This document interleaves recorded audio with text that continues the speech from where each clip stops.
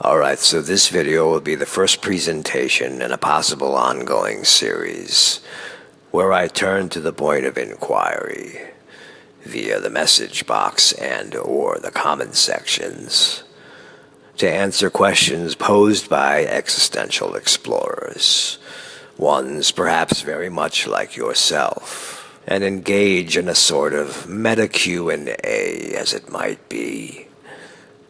Hence, in this first video, I will address a couple of questions posed by a subscriber calling himself Meta Hermit, who writes, quote, "Hey Metasage, I'm a new subscriber and I've been binge watching your videos for the past 2.5 weeks. Through your teaching and breakdown of philosophy, I've discovered myself to have an existential nihilist viewpoint and mindset. I just never knew there was a name for it. I learned furthermore from your deconstruction of all that we consider reality to be an illusion, and that the only thing that truly exists is awareness in all its lucidity. There is one thing I am still confused about. Is awareness and consciousness the same thing, or are they two different concepts? Also, I wanted to get your thoughts on the Hindu belief that all that exists is one consciousness, and that this one consciousness is the only thing/substance that is experiencing the illusion of physical reality. Nothing else exists except for consciousness, and it is the one that experiences the illusion. All forms of life, from humans/intelligent life forms, animals, plants, cells, are illusions that this one consciousness is experiencing. Since our truest form is awareness/consciousness, does this mean we are all one?" Unquote. Alright, a good enough question. For the purposes of clarity, there should be a distinction between consciousness and awareness to help existential explorers to better understand the subtleties and nuances of the matter at hand. Consciousness could be said to be the primary substance. It's been called many things: energy, chi, or the force. But what these many descriptive identifiers are referring to is the fundamental building block that composes all mental and physical phenomena. And so, as such, all things could be said to be formulations of varying degrees of consciousness. The more abstract arrangements, that which makes up the spectrum of what is called non-physical properties, such as thoughts, concepts, ideas, imagination, and ideology, would be the more finer layers of consciousness, while the more solid arrangements, that which makes up the spectrum of what is called physical properties, such as matter, mass, body, texture, and substance, would be the denser layers of consciousness. We usually don't like to think of it this way, but the truth is that these seemingly different aspects are really just different degrees of the exact same thing: consciousness. It can arrange itself into many varieties of seemingly different appearances, but the seeming differences are just that: the appearance of a difference. You could think of it along the lines of an analogy of a computer screen. Looking at a beautiful picture of a landscape on the screen, it appears that there are different types of substances depicted in a setting of varying dimensions, which gives the impression of individual objects, shapes, location, distances, depth, and width. But really, in reality, all you have here is an arrangement of varying pixels that are giving the appearance of separated objects located within a dimension. There isn't any actual objects or any actual space containing them. there is only an appearance of such qualities. Much the same could be said about the arrangements of consciousness conveyed through the avenue of the senses. The authentic self, that is, pure awareness, is that which gives all phenomena context. We are usually unaware that pure awareness is our true nature because we are far too busy being transfixed with reflected projectiles of consciousness, which manifest through the senses as illusory appearances, forming attachments to one or the other, many of which are then grasped at and held as identifications of a self that ultimately winds up supplanting the true essence. This is what is commonly known as the ego, and the identification as one is enabled through the clouding and eventual complete obfuscation of the clean clarity of the pure mind. That's the main reason why we are unaware of our true nature. Another reason we are unaware of our true nature is, once we get ensnared into illusion and begin forming these identifications and associations with it, we end up getting permanently stuck on their surface, reinforced by a conditioned default expectation that we can define what we are based on these appearances. This is called delusion. This is when we temporarily become afflicted with amnesia to the fact that awareness is the source of the stream of consciousness, which gets further fortified by the fact that the true essence, pure awareness itself, has no distinctions. And this is the point that most existential explorers can't seem to wrap their minds around. The source isn't a nature. It produces nature. Thus, you are not an object. You are not a gas cloud of thoughts. You are not something that can be pointed at, or even indirectly referenced through a prosthetic technology.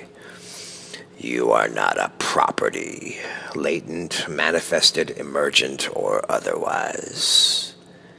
You are not a quality or a quantity. You cannot be labeled or classified as any kind of phenomena. You are that which isn't a you, an are, or a that, nor is an isn't or an is. The fundamental essence is that which gives all these aspects their context. And the same holds true with your nocturnal dreams, if you are in need of some cognitive comparative analysis. When you are deluded in a sleeping dream state, you believe you are existential. You believe you are some kind of persona who has thoughts and feelings, moving around in a world of people, cultures, places, and objects, replete with histories, sciences, and social structures. But upon awakening, it is realized that all of these features were of one and the same origin. And sometimes this is even realized during the dream, which is what is referred to as lucid dreaming. This is the dawning of unobscured lucid awareness that fully realizes it's dreaming while it's dreaming, revealing the whole dreamscape paradigm to be of one unified source. This is the true nature of consciousness.